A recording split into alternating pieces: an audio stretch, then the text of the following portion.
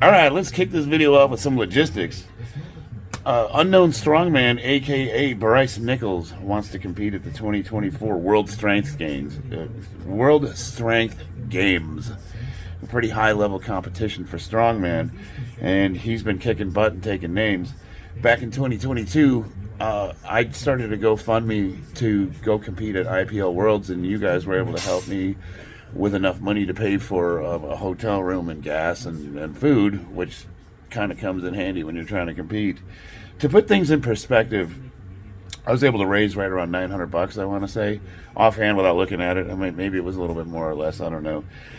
It cost me about $5,000 to compete. If you talk about like the price of room, board, all logistics, equipment, paying for training, physical therapy, at doctor's bills, there was a lot associated. The total cost of competing, it's not as simple as just buying your IPL and USPA membership and then booking a flight and then going out there to compete. No, I mean, to train at a high level, you have to pay a trainer, a consultant a lot of times. There's a lot of equipment you need to purchase. I mean, even if we're just talking about singlets, wrist wraps, knee sleeves, things of that nature. Hell, a new pair of lifting shoes can be $200. All this stuff adds up. It all comes out of your own pocket if you're not a sponsored athlete. Back in the day before COVID shut everything down, and we were more of a community in real life, what we would do is, we kind of lifted as teams. We had a team here in Vegas, and we would all kind of get together and just like whoever was competing that month, all of us would kind of spring in to help each other out, and then we would pay it forward when it was somebody else's turn. Well, unfortunately, a lot of that's gone by the wayside, and we don't have those little communities anymore. A lot of us have kind of split up and gone our own ways. So now we have each other online, and in a lot of ways that's better because you can reach more people. But in a lot of ways it's worse because it seems very it's not nearly as you're not dealing with people that are as invested in it as you are. Where before, you have your lifters and everybody's on board and they all have the same alignment as you. Now you're reaching out to people who can see your passions but don't necessarily share them. Well, this is what I'll say. Bryce has been, I can't think of a more deserving person. He's the kind of guy that would give you the shirt off his back if you needed help, and I can't see a more worthy person. And you guys helped me, so I'm going to do my best to pay it forward. I'll have the link in the description. And now that that's out of the way, we'll talk about me. Now, I don't require anything. I'm pretty self-sufficient at this point. I'm going to be competing in March here in Vegas.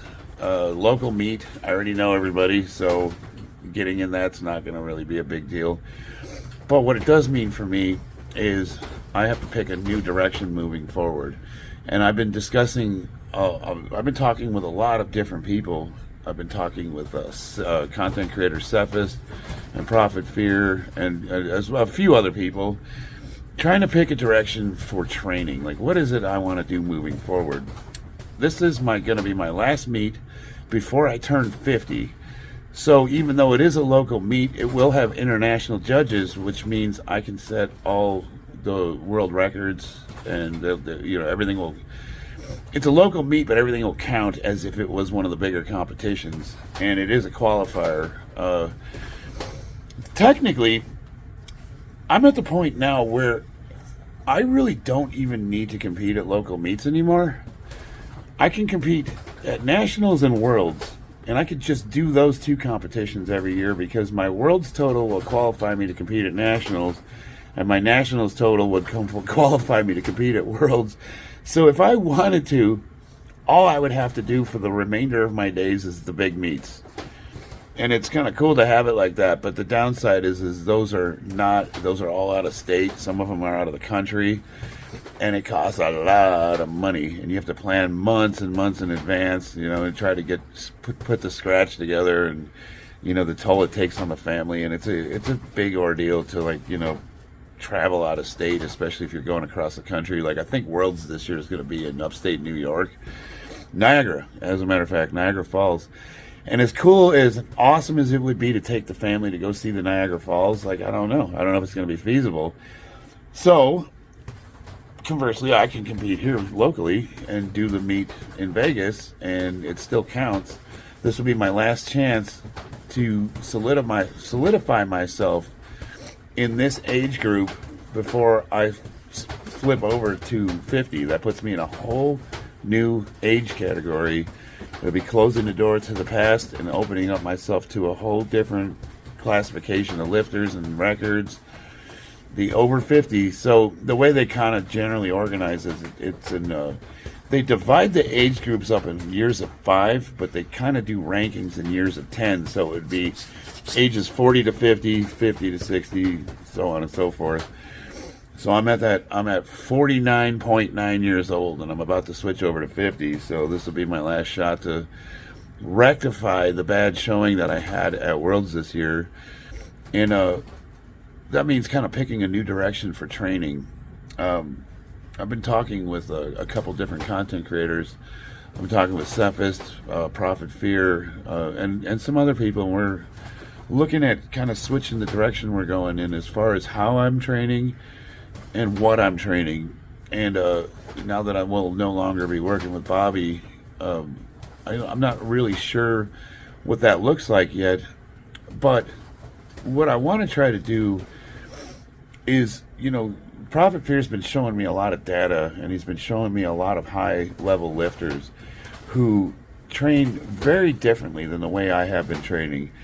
In a lot of ways, I've been leaving a lot of potential on the table, and I've been training way too close to my top end, which is a huge risk for injury.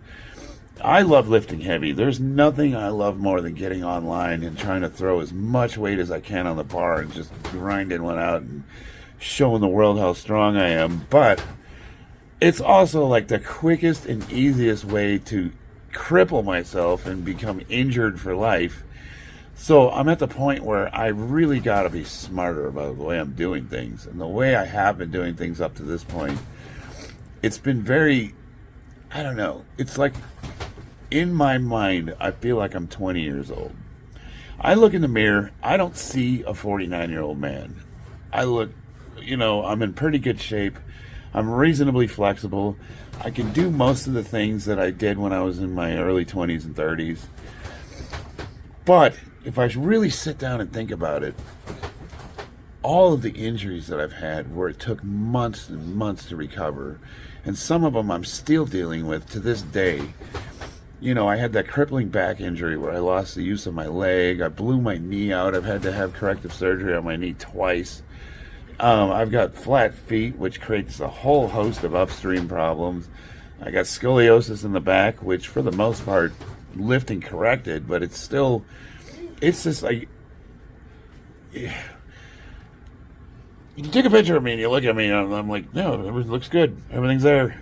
But, you open up the hood. It's like if you kick the tires, it's good. It's a good deal, But if you open up the hood and look underneath it, it's kind of a mess. A little bit of a mess. Everything underneath the surface is chewing gum and duct tape, and it's held together by some very thin strands that are just ready to snap like over-tightened guitar strings at any moment. And I feel like every time I go heavy, I honestly have a moment where I feel like this could be my last lift. I'm going to pick this up and my back's going to blow out. You're going to see a bunch of gears and springs shoot across the room, and that's it. That's honestly how I feel, and it's terrifying. And then that's, on the flip side of that is I still want to go heavy. Like, I still want to do it. I'm still willing to take that risk.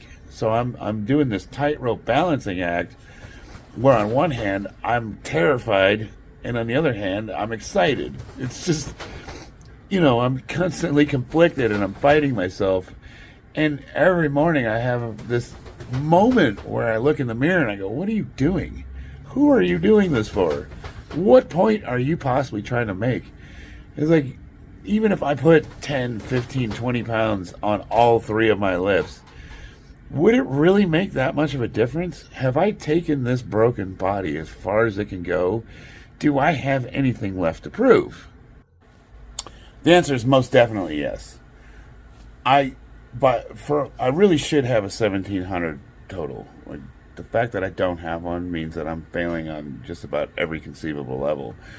I have the strength. I've been hitting the numbers in the gym, or if you put all my best lifts together, I'm mid 1700s.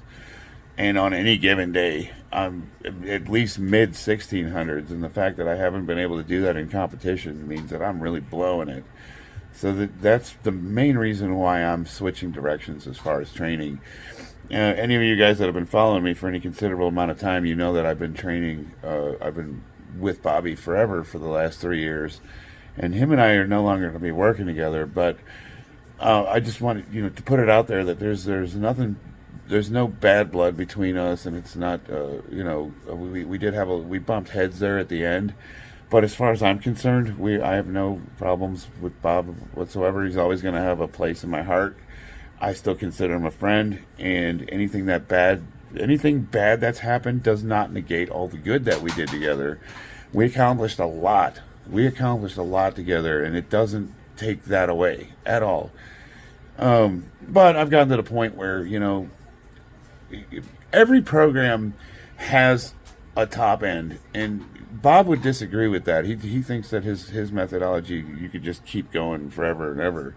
But one thing I noticed is that I was starting to plateau, and for whatever reason, it could be, maybe it was the amount of time I was dedicating, maybe it was where I was at personally with all the drama that I had going on in my life, but for whatever reason, I was starting to really taper, peter out in the program. And then at the end there, we did have some, communication breakdown between us because we are in different states and we both have a lot of things going on in our lives. And it was just, it's time.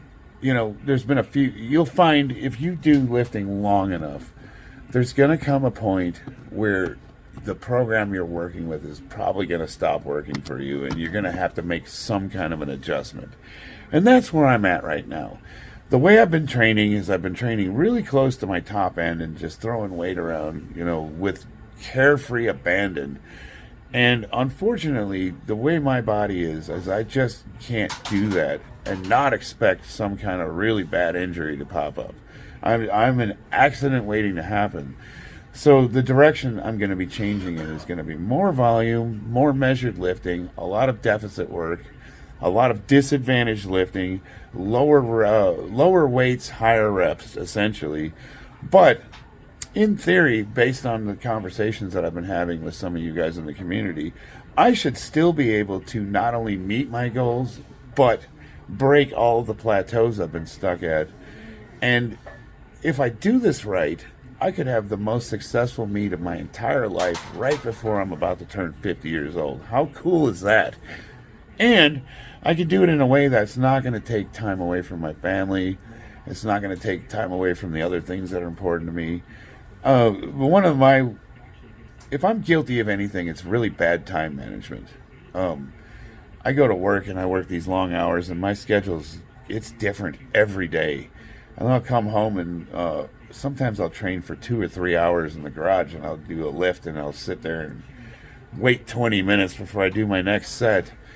And talking with my wife, it's like, do we need to take 2.5 hours to do squats? And I'm like, no, I could probably cut that down to about 45 minutes. So a lot of it's time management.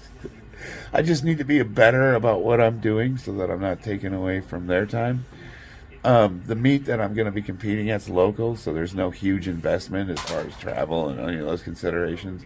It's just going to be right down the street, and I already know everybody that's going to be involved. So, as far as like logistics are concerned, there's no consideration on that. I just need to take a day off of work. So that, and this will be a chance to, really, if I can break into the 1700s, that puts me in some very rarefied air. It's a very short list of men in history in my age group that have over 1,700 pounds. And if you look at that list, my age and weight, under the 220 pound weight group, if you go back and look at all the recorded totals in history, there's very, very few that are above 1,700, and I have a legitimate chance of being one of them.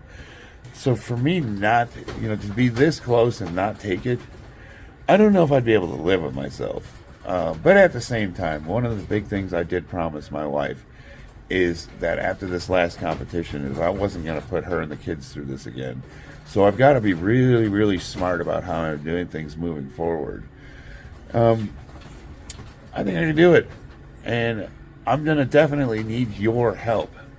I'm trying to collaborate with anybody who's willing.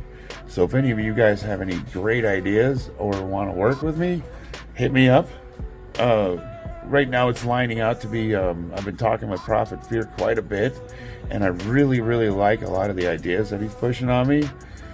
That being said, I was, like I said, I was also talking to Cephas, and he had mentioned the possibility of joining his team, which I expressed interest in. I've not picked a solid direction yet, so I'm definitely open. Let me know. I'm almost at 1,500 subscribers, and I don't really look at my numbers that much. I don't really look at this. I don't look at the amount of views each video is getting. I mean, I glance at stuff, but I don't really pay attention to it. And I was just noticing, like, oh man, I'm almost close to 1,500 subscribers, which isn't a lot by YouTube standards, but that's way more than I thought I would ever have. I mean, I'm just a dumb meathead. I'm surprised I have more than 10, to be honest with you. So if you like what I'm doing and you enjoy these videos, hey, throw me a subscription, It would be kind of cool. It would be kind of cool to have a legitimate channel. How awesome would that be? What I want that channel to look like, well, obviously it features my training, my family, the things I'm into, but I also want to start really focusing on other lifters, other small content creators, other people like Bryce, he's trying to compete. I want to start putting a significant amount of my resources into highlighting with and working with other lifters. That's all. Like, I want to really kind of build a small community, like a legitimate community, not this nonsense, drama crap that you see going back and forth, but actual interested lifters lifting each other up, if that makes sense. And anybody who's interested in lifting, I want to get as many people under the barbell as possible. So if you're even thinking about going to a gym and getting under a squat rack, I want to be that guy that helps you do it. That's what I'm passionate about. So hit me up, man.